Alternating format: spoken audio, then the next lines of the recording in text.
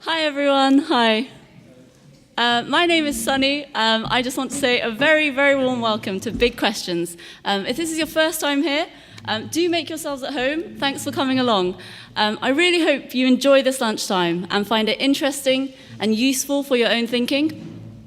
This just does exactly what it says on the tin. We want to ask the big questions about life, about meaning, about Christianity. And today we're going to be asking the question, the heart of contentment, does the philosophy of individualism lead to happiness? To start us off, I'm going to invite Graham Shearer up to give us a short talk. Then there'll be some time for discussion around tables and some questions after that. Graham studied history at Cambridge. He now lives here and works with student groups in Cambridge and across the country. Please do be texting in any questions that you have to Graham. The number's on your feedback forms. There's also a couple of posters dotted around the building that have the number on it as well. Without further ado, Graham Shearer. Thanks, everyone. Good afternoon. Thanks for coming. As we think about this question about does the philosophy of individualism lead to contentment? A couple of weeks ago, I finished the 2013 Pulitzer Prize winner for fiction, a novel called The Orphan Master's Son by Adam Johnson. And The Orphan Master's Son is about an orphan growing up in North Korea, probably one of the least individualistic countries in the world, possibly in history.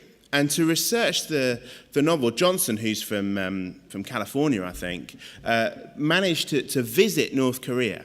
He was very tightly controlled while he was there, but he managed to observe the country, albeit with several government minders. And Johnson was interviewed about his experience traveling in North Korea, and he said this, which you won't be able to see on the screen, but you'll have to listen carefully. There are 4 shoe styles for men in North Korea. There's 1 shade of lipstick for women. It's so surreal to see the sameness of everyone. I would walk through these crowds of people and they wouldn't dare look at me. It was a risk. So it was really clear that not a single spontaneous thing could happen there. It's just too dangerous to look at the strangest human you'd ever seen. In our stories in the West, we believe every character is at the center of his or her own story. We believe every human is unique and valuable, has yearnings and desires. But in North Korea, there is a national script conveyed through propaganda. There is one notion about who the people are and what the national goals are. And you as a citizen are conscripted to be part of this national narrative. You have to relinquish your own personal desires. It's remarkable to think of that, isn't it? To live in a nation that is so homogenous, so the same, where the things that make us different, the different shades of lipstick that we all would choose, or the different style of shoes that we wear, are unavailable to us.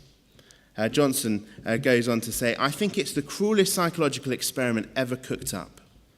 But by looking at people living out on the edge, you can think about things anew. And the question North Korea asks in my mind is, what does it mean to live versus to survive? Am I just going to survive, or am I going to live? Meaning to be human, to realize oneself. And I think as you think about what life must be like as in North Korea, as you read Johnson's novel, which is a compelling story, you do think that to be an individual, to be able to realize your own self, must be part of what it means to be human and therefore to be happy. We see as we look at a society like North Korea that without individualism, without the idea that I get to decide who I am and what I am like, to pursue my own goals, that without individualism there is no freedom. And without freedom, there can be no happiness. So to ask the question whether individualism leads to happiness seems to, in some senses, just to be a statement of the obvious. Of course, to be an individual, not to be constrained like the poor souls in North Korea are, must be a condition of happiness. I'm not sure how much you can see of the PowerPoint, but I'll soldier on nevertheless.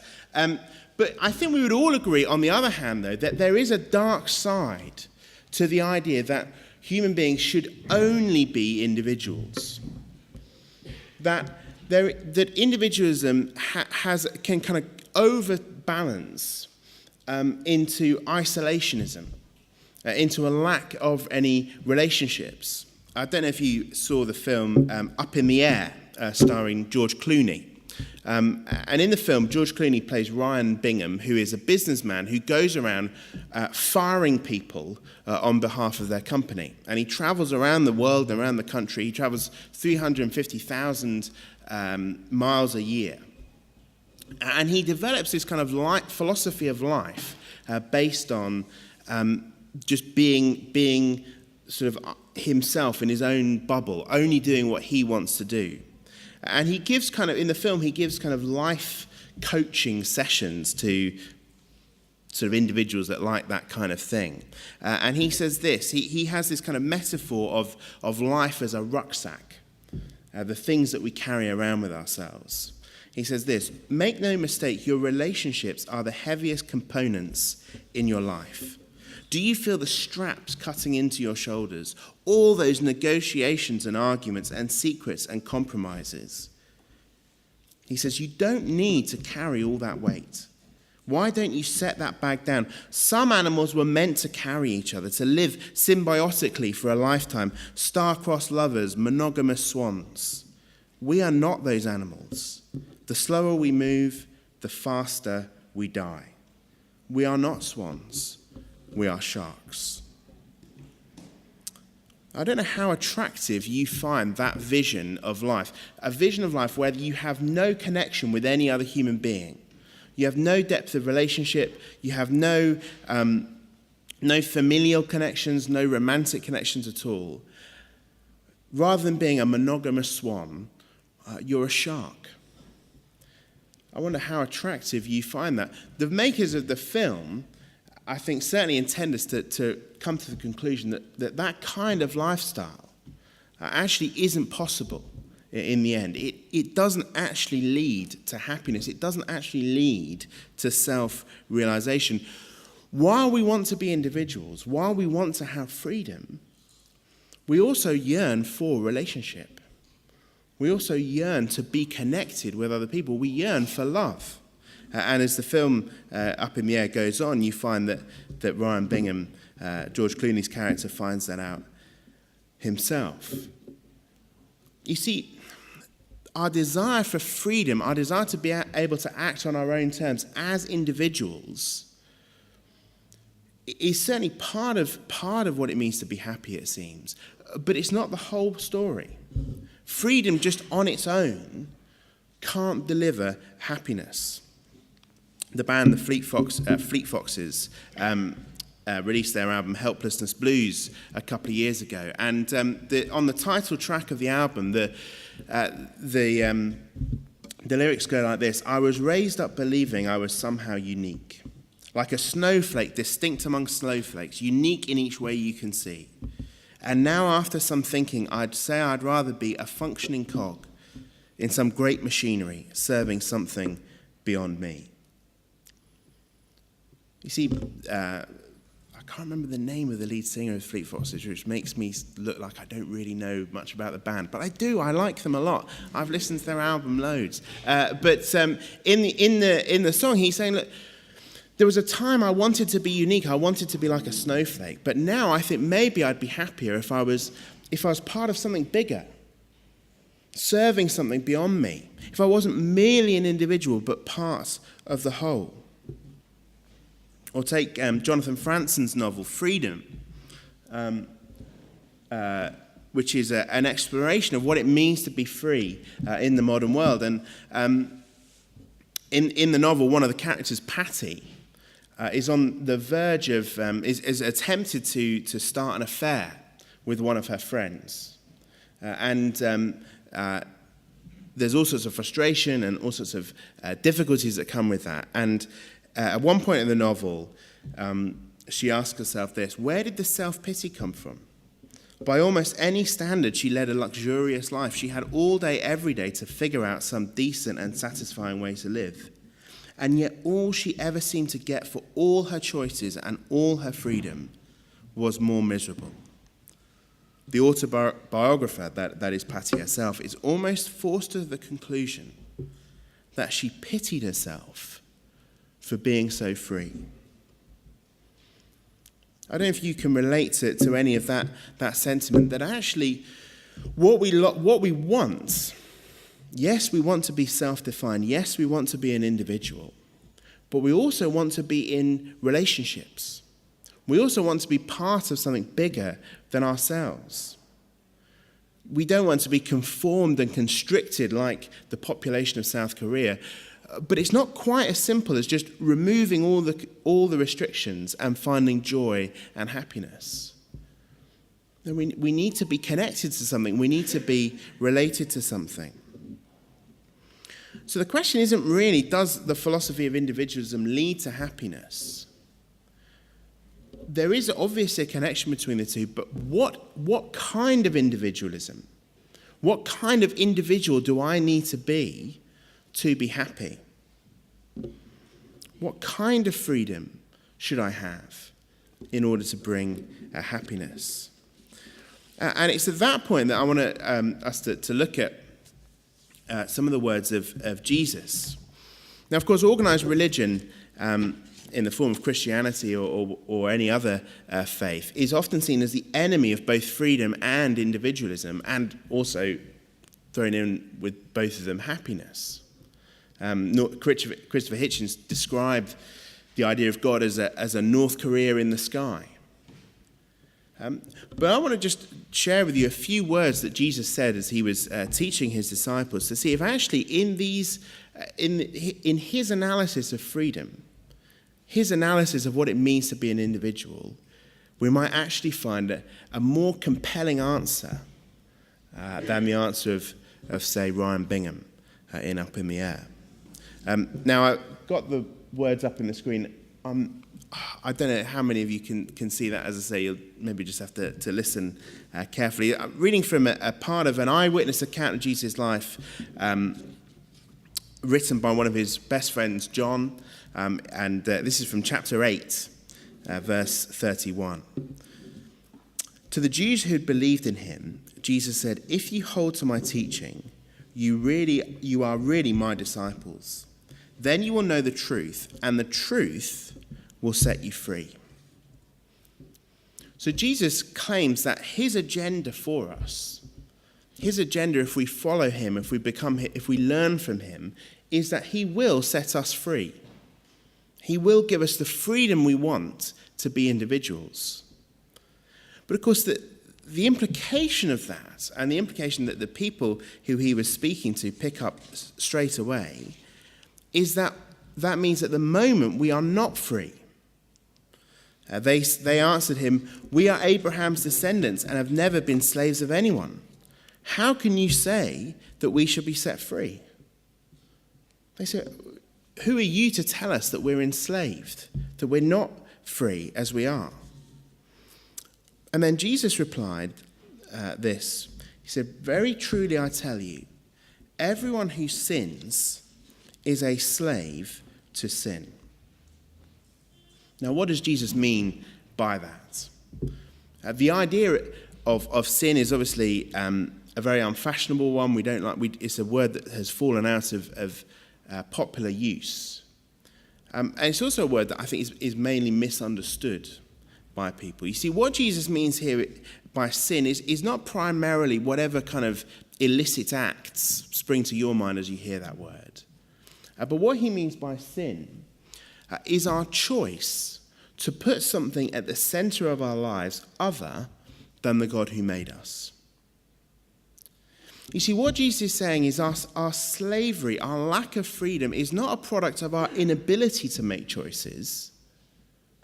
Our slavery is a result of our choices. Jesus is saying we choose to put something other than the God who made us in the center of our life. And that is what leads to our feelings of disillusionment, of unhappiness, even though we economically and socially and politically, we have all sorts of freedoms, yet we feel constrained. not despite of our choices, but because of our choices.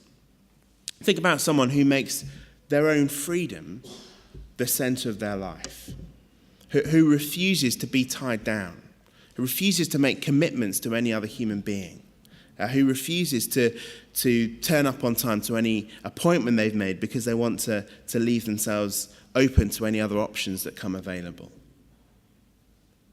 In the end, that person becomes enslaved to their own commitment to freedom.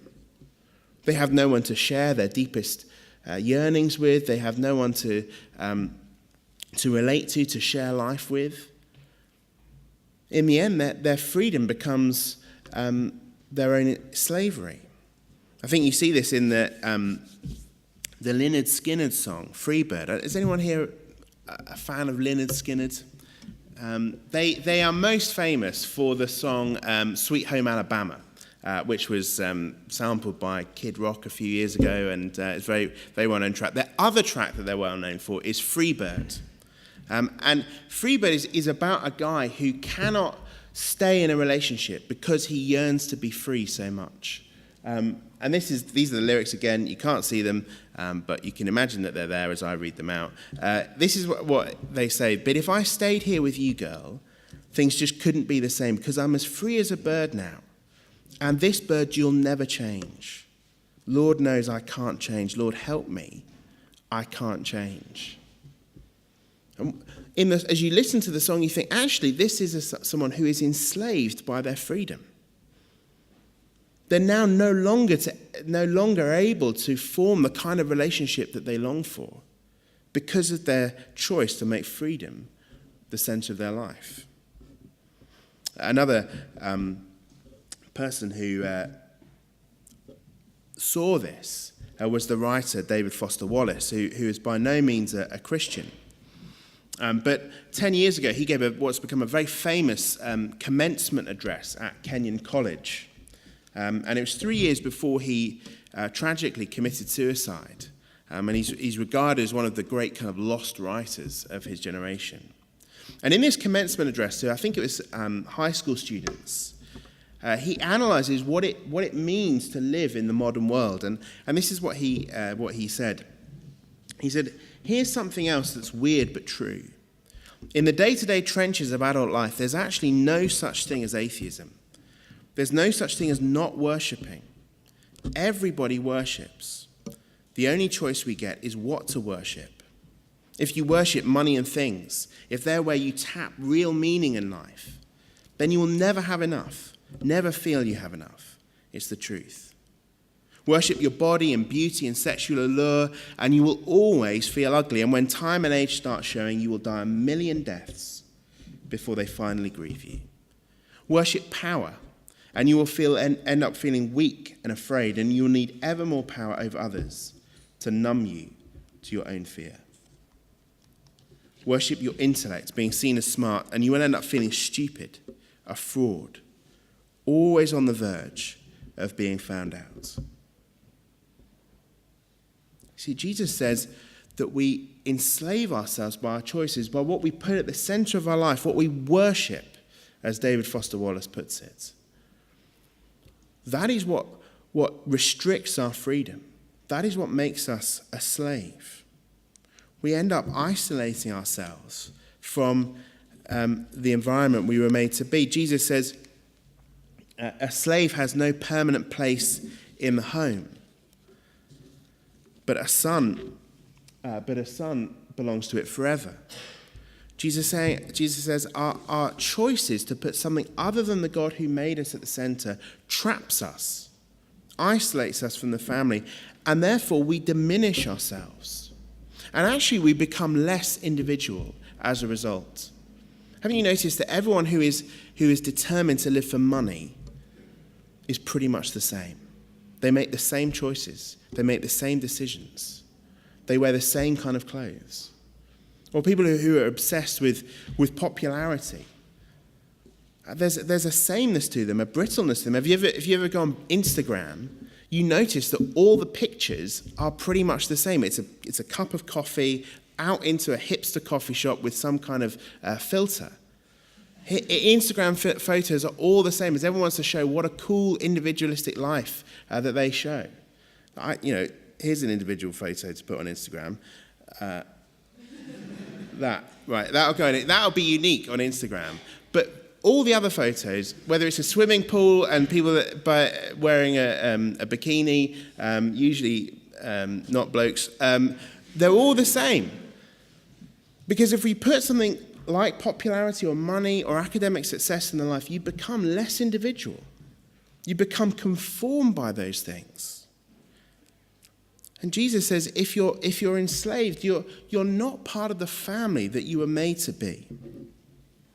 You see, in the end, where we feel most ourselves, where we feel most truly ourselves, truly an individual, is when we're surrounded by the people that we love. For many of us, I guess it will be coming home to our family. Those little jokes that we have with our brother or our sister or our parents that no one else really understands, but it's where we relax for the first time. And we're ourselves. In The Orphan Master's Son, there's a really moving section when one of the characters remembers a time when his father taught him about what it might cost, what it might mean for them to live in North Korea as a family. And there's this shaft of freedom in this extract, as the father explains how their family bonds can overcome the conformity of the nation. It goes like this: I put my small hand in his, that is his father. Then his mouth became sharp with hate. He shouted, I denounce this citizen as an imperialist puppet to be remanded to stand trial for crimes against the state. His face was red, venomous. I've witnessed him spew capitalist diatribes in order to poison our minds with traitorous filth. See, his father said, my mouth said that, but my hand was holding yours. If your mother ever must say something like that to me in order to protect the two of you, know that inside she and I are holding hands. If someday you must say something like that to me, I will know it's not really you. That's inside. Inside is where the Son and the Father will always be holding hands. You see, for that North Korean son and father, it was their bond, it was their familial bond, it was their relationship that brought them freedom. A freedom in their hearts that nothing the state could do could take away. You see, we're most truly ourselves when we feel secure in the love of someone else. That's freedom. That's the freedom to be an individual, the freedom from needing to prove yourself, the freedom of feeling out of place, the freedom of fear of not achieving enough, the freedom to do what you enjoy, not because you want to look a certain way, but just because you love it and you derive pleasure from it. Well, Jesus says, you can have that freedom if you come into my family. He goes on and says, if the Son sets you free, you will be free indeed. Jesus says you can enter into a relationship where you experience that kind of freedom, where you experience the freedom of the security of the love of me and my Father. You enter into the family that is at the heart of the universe. See, imagine there are two students taking exams. I know it's a stretch, but just imagine that you know two students taking exams. And for one student, those exams are the most important thing in their life. Their entire future rests on the results for one reason or another. But for the other student, although they take their exams seriously, the most important thing in their life is the love of their boyfriend or their girlfriend or their parents. Which one of those students will be able to be more themselves, more an individual, more happy as they approach their exams? The one for whom those exams are the most important thing? Or the one who knows, well, I'll do my best, I'll work hard, I'll study because I want to do well, but in the end, I rest in another relationship. I rest secure in love. It's got to be the student who knows that the love of another. You see, in order to be most truly myself, in order to be an individual, I need to be liberated from those false masters, those things that I put in the center of my life that enslave me. And I need to be free for the family I was made for. And that's what Jesus says that he has come to do. He says, let me set you free. If you hold to my teaching, if you hear my truth, I will set you free. I will make you part of the family that stands at the center of reality. And Jesus says that's the way to become an individual. That's the way to be happy. You see, in the end, we feel most ourselves when we forget ourselves. It's when we enjoy ourselves most when we're no longer self-conscious, but we're just enjoying the time, the relationship that we're in. And whether it's at a party or whether it's playing sport, it's those moments of self-forgetfulness that are when we most feel ourselves. And Jesus says, I can give you an eternity like that if you come into relationship with me. And so the question that we have to ask ourselves is this relationship that Jesus offers one that we want? Is it one that we will accept? Is Jesus someone we can trust to put at the center of our life? Well, the answer is that the claim that Jesus makes, the claim that Christians make, is that he is. That he is someone we can trust to be free. We can trust to be ourselves. Because when he came into the world, God in human form, he became a slave. He gave up his freedom to die for us, to suffer for us, to take our place, to deal with our enslavement, to set us free. And because he forgot about himself, we can trust that as we forget about ourselves and enter into relationship with him, that is where happiness and joy and freedom will be found.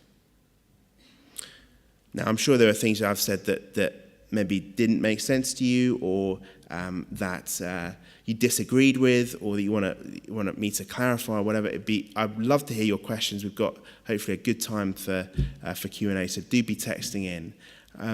But why not just think about whether or not, how it is that you will become the individual, what kind of freedom you think is most likely to lead to happiness. Okay, let's come back for some questions. Are there any questions from the floor, first of all? There'll be a roving mic going around, so do stick your hand up and someone will come around with a mic. Awesome, yes. Sorry. Where am I going? Over here.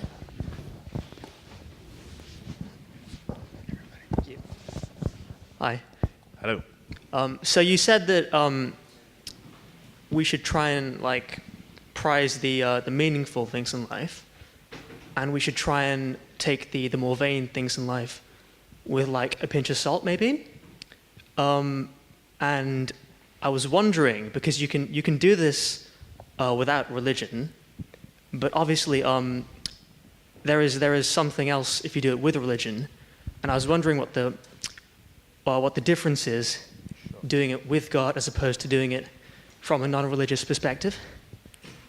Right, so have I said anything that isn't just kind of that a secular person, that someone without any religious faith could what's the difference that because Jesus, the kind of claims that Jesus make? Thanks for giving me a chance to clarify that. I think that behind everything that I was saying was the implicit claim, and maybe I should have made it explicit, that human beings were made for a relationship with the ultimate, with God. That's what Jesus is talking about with the idea of family. So The Christian claim is that God himself is relational, Father, Son, and Spirit. There is, if you like, a divine family behind the whole universe and behind us, that we're made in the image of that family. And that's why we are relational beings. That's why individualism kind of, to its fullest extent, leads to unhappiness, because while we are individuals, we're also made to relate. And so if that is the case, then anything else other than that divine family, other than God himself at the center of our life, ultimately will enslave us. So even if you think about human family, I guess probably human relationships, families, romantic relationships, are probably, if you like, the closest thing we come to a relationship with God other than a relationship with God. But the problem with those relationships is that the other person in that relationship cannot satisfy everything that we need. And if we try to make them, actually we will mistreat them, or they will mistreat us. And obviously the other point is that those relationships are in the end temporary, because and we could have talked about this as well. In the end, the thing that restricts our freedom most radically is death. And the way when we are least individualistic, if you like, is when we're all in a 6-foot by 2-foot box.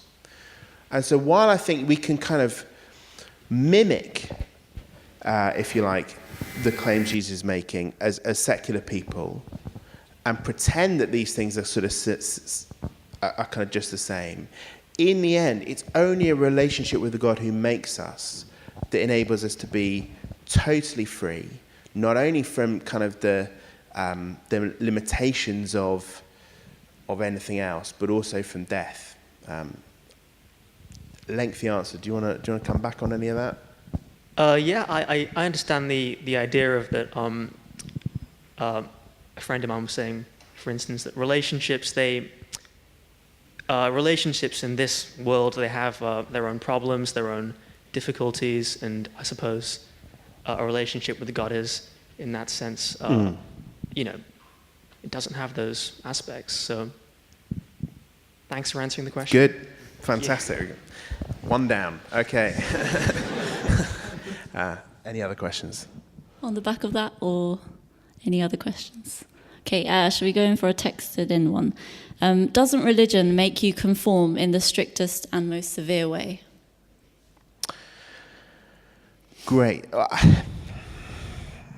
I think there are all sorts of things to say in response to that question. And as I tried to say, religion in our culture has this reputation of being incredibly conformist. And I think probably when we see some religions, or some expressions of religion, they do seem quite self-evidently conformist. I think I would say what I think David Foster Wallace is saying, as I say, he was not a Christian, but he was observing human life, is that ultimately all of us are religious. Ultimately, all of us have to have an idea of what the point of life is, what our goal is in life. And in the end, we will conform to that goal. I say, if it's making money, there are certain things that successful people who make money do. There are certain compromises they make, certain sacrifices they make in order to achieve that, either successfully or unsuccessfully. So anything that you have at the center of your life, you will conform to it, and you will look like other people who have that similar thing at the center of their life. And so obviously, for some people, that is a religious kind of conception of God. I think what I was saying, I don't have time to kind of unpack this, but that Christianity is saying that actually Jesus is the thing that we were meant to have at the center of our lives. It is, if you like, the true religion, that worshipping him is true worship. And that though that does bring us into relationship and therefore sort of, in some sense, conformity with him and with others, in that conformity, in that relationship, we actually are able to express ourselves most fully. I was trying to point to that in the talk. But I would say other religions and other secular kind of alternatives to God are kind of counterfeit of what Jesus offers us truly. Maybe you want to, if you texted that in, maybe you want to come back on that and we can think about that further. Anyone want to ask another question? Okay. I think that's about all we've got time for. Graham, if you want to take a seat. Graham will still be at the front, so do please come up and speak to him if you'd like, and chat to those around you. Just in the final few moments, if you could be picking up these feedback forms. If you're here today for the first time and you'd really like to think about some of the things that we've talked about a bit more personally, then there's a box you'll notice saying, I'm interested. If you want to tick that, leave your name and email, and then someone from the Christian Union in your college will be in touch with you over the next couple of days. This is just an opportunity to meet up, maybe over coffee or something, and have a chat more about some of the things we've talked about. You'll notice also on the back of the feedback forms, we've had the question, how would you answer today's question? Big Questions is all about discussion, so we really want to hear what you have to say about this topic. Also, if you could be just giving those back in the box at the back. Next to the box, you'll notice some books. If you're here today as a guest of the CU, they're completely free, so do have a look, and if any of them take your fancy, grab one on the way out. These are just written by Christians and are there for you to help you think more deeply about some of the things that we've touched upon. Big Questions will be back next week here at the same time, same place. We're going to be asking the question, does God want to limit my sexual freedom? And we'd really love to see you here. I think for now, though, there'll be some trays of food coming around. If you have to go off to a lecture, please do feel free to leave. But if not, do stay and chat. And as I said, Graham will be here at the front. Awesome. Have a great Friday. Thanks.